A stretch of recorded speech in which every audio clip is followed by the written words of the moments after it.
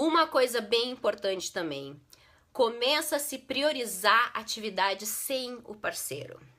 Claro que até para um relacionamento saudável, a gente tem que ter atividades de lazer sem o outro. Fazer um esporte, encontrar os amigos, fazer academia. Claro que a gente tem que ter muitas atividades sem o outro. Mas essas não são as atividades que a gente mais gosta, as que a gente mais prioriza.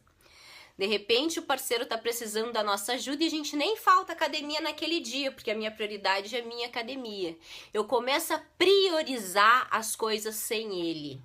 Eu começo cada vez mais a ter novas atividades que antes eu não tinha, porque eu começo até querer preencher um espaço para ter menos tempo com o outro. Eu começo a criar uma vida paralela para eu não ter que mais ficar naquela convivência. Eu arrumo até meios, desculpas para mim mesmo, para eu ficar menos em casa, para eu conviver menos com o outro. Eu arranjo mais desculpas para eu fazer coisas sem ele. E eu acabo priorizando essas atividades. Em um relacionamento saudável, apesar da gente ter e precisar, cada um ter a sua individualidade, precisar fazer atividades separados, né, para cada um ter seu espaço, a gente ainda tem que priorizar sempre atividade com o outro, porque quem é que a gente escolheu para dividir a vida? Então essa pessoa, ela tem que ser a nossa prioridade, o nosso maior cuidado, claro que antes nós mesmos, né, que o relacionamento eterno que a gente tem é com nós mesmos, tô falando de outras pessoas. Mas a gente tem que priorizar as atividades com aquele nosso parceiro sempre, tá? Outro sinal também de que o relacionamento não está bem, depreciação com grosserias. Desrespeito, críticas à aparência física, de repente a pessoa começa a menosprezar, sempre colocar para baixo o outro, a depreciar demais. Então cuidado com isso. Muitas vezes as pessoas falam, né, quando perdeu o respeito acaba o relacionamento. Mas não é também assim uma briga por impulsividade, ele te chamou de idiota. Não é isso que é não respeitar. Isso aí pode acontecer, tem que pedir desculpas depois. Eu tô falando do respeito num modo muito mais amplo. Respeitar a pessoa. Essa pessoa ainda merece o seu respeito. Quando a pessoa não tá mais merecendo o seu respeito, aí é um sinal muito ruim. Essa pessoa, você ainda admira ela, também não pode perder a admiração. O que você admira no seu parceiro hoje? Quem é ele? Quem é essa pessoa? Você reconhece? Você admira? Você respeita de verdade essa pessoa?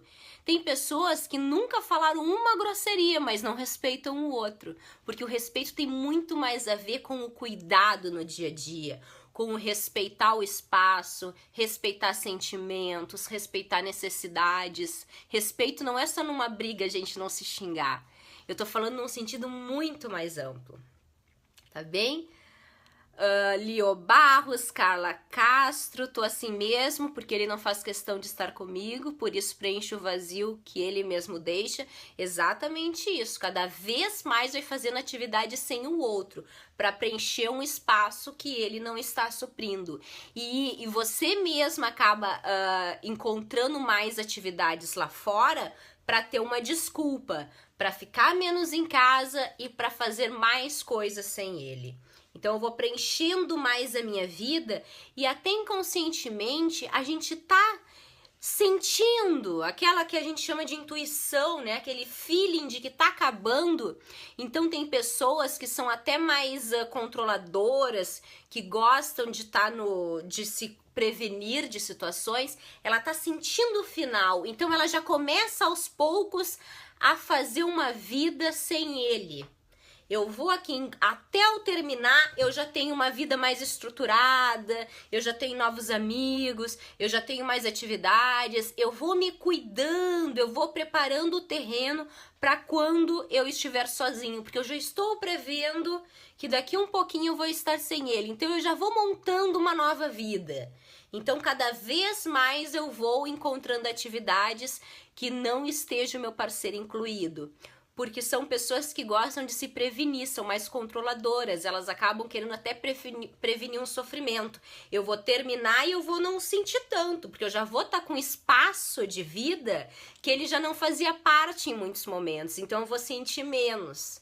Mas isso pode ser uma ilusão, viu? Porque terminar um relacionamento quando ele é oficial, quando ele é simbólico, que enquanto tá nesse terminar, a gente até vai se preparando, mas quando termina mesmo, cai a ficha, não tem como se prevenir muito de como é que vai ser a nossa reação. A gente vai ter que passar por um sofrimento também, não tem como, o sofrimento é inevitável. Claro que não pode durar muito. Tem pessoas que gostam e alimentam, né, ficar na melancolia, ficar sofrendo, mas a gente tem que tentar, opa, peraí, eu já tô uma semana triste, 2 semanas triste, peraí, o que acabou foi o relacionamento, não a minha vida. Então, muitas vezes, mesmo que a gente não esteja ainda muito animado, a gente tem que bola pra frente. Tem que começar a organizar a vida mesmo, a fazer coisas que ele não fazia. Na 4ª live aqui, que vai ser um pupurri de lives de relacionamento, vai ser como superar o fim de uma separação. E a gente vai falar mais disso, dos recursos resilientes que a gente precisa para reconstruir a vida sem a pessoa, tá? Hoje a gente tá falando dos sinais do final. Michele, Thaís Moura, Silmara Silva, beijão pessoal, Esmeralda Crispim, viajando, vem pro mundo, ótimo assunto. Vão falando aí que eu vou continuar falando aqui os sinais. Então, desprezo pelo outro, um sinal que é até meio óbvio, que vai ser o nosso, vai fazer parte do nosso popurrí de bate-papo sobre relacionamento, que é a traição. Porque a traição, ela é um sinal de que em alguma coisa e os dois se perderam. Não houve honestidade, houve uma falha de comunicação. Então, a traição, a infidelidade. A gente pode também ver a traição também no sentido de ter feito algo sem o outro saber. Não precisa ser só a traição no sentido romântico, né, sexual. Então, qualquer tipo de traição pode ser um sinal mesmo de fim de relacionamento. E traição, que vai fazer parte do nosso pupurri também de bate-papo sobre relacionamento. Tem perdão? Aí a gente vai ter que conversar. Se o relacionamento continua após uma traição, ele tem que haver, no mínimo, um entendimento. Não pode a traição acontecer, eu te perdoo e não vamos mais falar disso, que tem muitos casais que fazem isso. Não vamos mais falar sobre esse assunto, vamos fingir que isso não aconteceu. E aí é meio caminho andado para a frustração e para o final mesmo. Quando acontece uma traição, a gente tem que conversar bastante sobre aquilo, e esse assunto tem que até se tornar uma experiência e uma conversa normal entre os dois. Aconteceu um fato na nossa vida, uma experiência muito ruim. E o que tem que haver para a traição não ser o final do relacionamento? Tem que ter tido uma conversa e um entendimento por ambas as partes. Por que isso aconteceu? Por que o outro errou? E o casal juntos, eles têm que crescer como pessoa. Eles têm que evoluir como casal, tem que haver algum aprendizado naquilo. E depois de toda traição, tem que se fortalecer.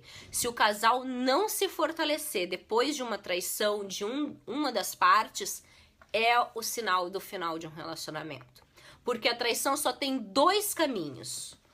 Ou o amadurecimento do casal, ou a separação. Não adianta. Não dá para separação se é aquele caminho que a maioria vai, fingir que não aconteceu. Não pode.